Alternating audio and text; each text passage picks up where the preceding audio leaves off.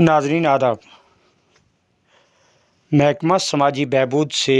متعدد اسکیموں کے تحت پینشن لینے والے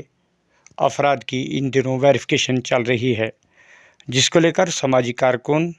جاوید احمد ریشی نے لیفٹیننٹ گورنر جموں و کشمیر کو ایک میمورنڈم پیش کیا۔ آج ہم نے لیفٹیننٹ گورنر جموں و کشمیر کو ایک میمورنڈم پیش کیا ہے، جس میں حالیہ دنوں میں محکمہ سوشل ویلفیئر کی جانب سے جو اولڈ ایج ڈسیبلٹی وڈو پینشنز کی ویریفیکیشن ہو رہی ہے، اس پینشن کے لیے کافی ساری لوازمات جو ہیں محکمہ سوشل ویلفیئر نے طلب کی ہیں پینشنر حضرات سے۔ دیکھیے 1000 روپے ماہانہ پینشنروں کو پینشن مل رہی ہے، اولڈ ایج ہوں، وہ ضعیف ہوں، وہ یا اس کے بعد وہ معذور ہوں یا وہ بیوہ خواتین ہوں،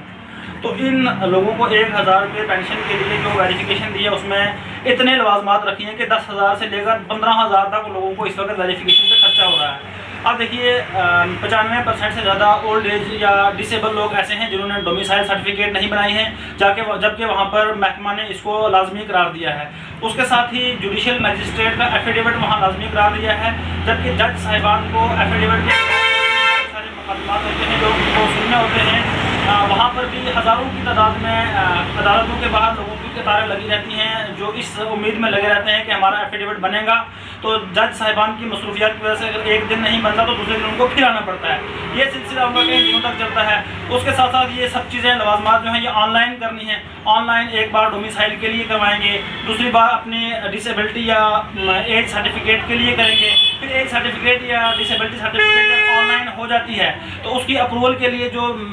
CMO BMO آفس میں یا دیگر متعلقہ دفتروں میں جو ان کو دھکے کھانے پڑتے ہیں بزرگ حضرات کو، وہ دھکے نہایت ہی قابل افسوس ہیں، وہ بھی ایک پریشانی کا باعث بنے ہوئے ہیں۔ تو ہم نے لیفٹیننٹ گورنر انتظامیہ سے یہ گزارش کی ہے کہ برائے ازراہ کرم یہ جو محکمہ سوشل ویلفیئر ڈپارٹمنٹ جو ہے اس کو ہدایات جاری کریں تاکہ اس آرڈر کو جو انہوں نے ویریفیکیشن کا کیا اس کو ماڈیفائی کیا جائے، اور اس سے اگر زیادہ نہ ہو سکے ڈومیسائل سرٹیفکیٹ اور جو جوڈیشل مجسٹریٹ کا ایفیڈیوٹ ہے اس سے ریموو کر کے اس کی جگہ راشن کارڈ کو لازمی قرار دیا جائے، اور ساتھ ہی نائب تحصیلدار کا